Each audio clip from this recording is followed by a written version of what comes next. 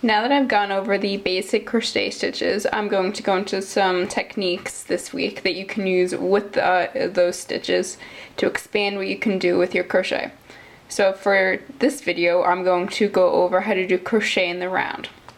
This is the type of crochet that you're going to use if you want to make a hat or a stuffed animal, things like that, that aren't, just flat and, rectangular like we've been doing. So to be able to do these techniques, you're going to need a couple extra skills I'm going to go over really quickly before we get into it. Okay. The first extra technique I'm going to go over is the slip stitch, which is very simple. All you're going to have to do is take your crochet hook, put it in your stitch, yarn over, and pull it through both loops. And that is literally all there is to it. It's a great way of doing things like making a border. It's also the thing that helps you make rings to start crocheting the round, which we'll go over soon. And it helps you move around in your piece of crochet without really making a difference. Like you see here, these are very small stitches. Right, so that's all there is to the slip stitch. Next thing you need to know how to do is how to increase and decrease the number of stitches in your work.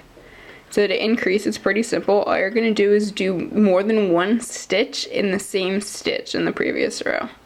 Alright, so I'm going to just do single crochet for this example, but it works with any of the stitches we've already gone over. Alright, so you're just going to go into your next stitch.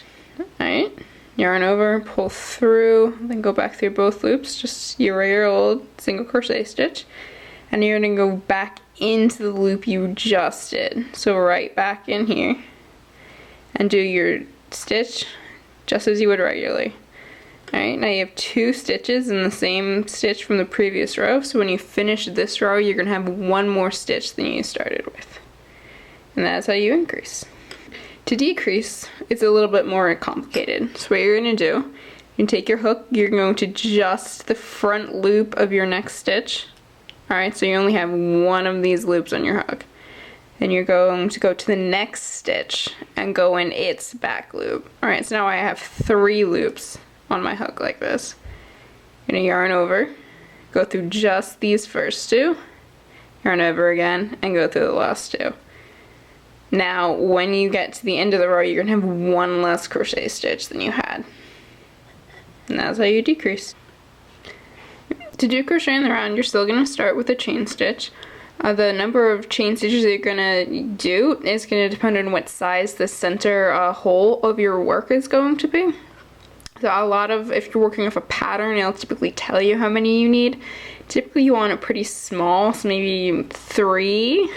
I'm going to do 6 for this one just to make it really obvious what I'm doing. But 6 is actually pretty big. So I'm going to end up with a pretty big loop in the middle of my work. So to start, what you're going to do is you're going to do a slip stitch to turn your chain into a ring. So all you need to do is take your crochet hook, put it in the upper loop here of your first chain stitch, and do your slip stitch. Just yarn over and pull it through both loops. Right? And now you have a ring. And to keep working from there, you're going to need to do a chain stitch. How many chain stitches is going to depend on what stitch you're going to use. So if you're doing single crochet, you're going to chain once. But for this example, I'm going to do double crochet, so I'm going to chain twice. Alright, now from here, what I'm going to do is I'm going to just start doing my stitch like usual. I'm going to yarn over first.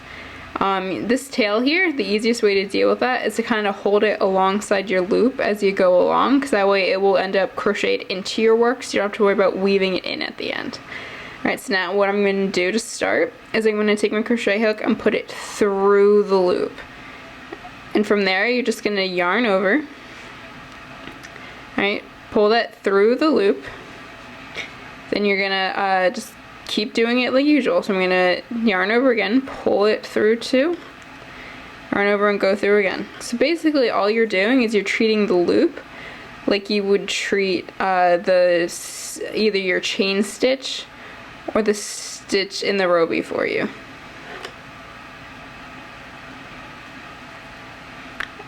And And you're just going to keep doing that until you get all the way around your loop. So I'm not really working to make anything in particular at the moment, but if you were following a pattern, again, it would tell you how many stitches that you need to make here to go around your loop to get to whatever product that you're looking for. So you can see how I crocheted my tail into my loop here. So all I have to do is cut it instead of weaving it in at the end. So I find it easiest to cut it before you totally fill in the loop, otherwise it gets hard to get to. Okay. Now that I've finished my ring here, there's kind of two ways you're typically going to proceed. You can either do a slip stitch into the chain that you made to connect it, and you'll have distinct rows in your work.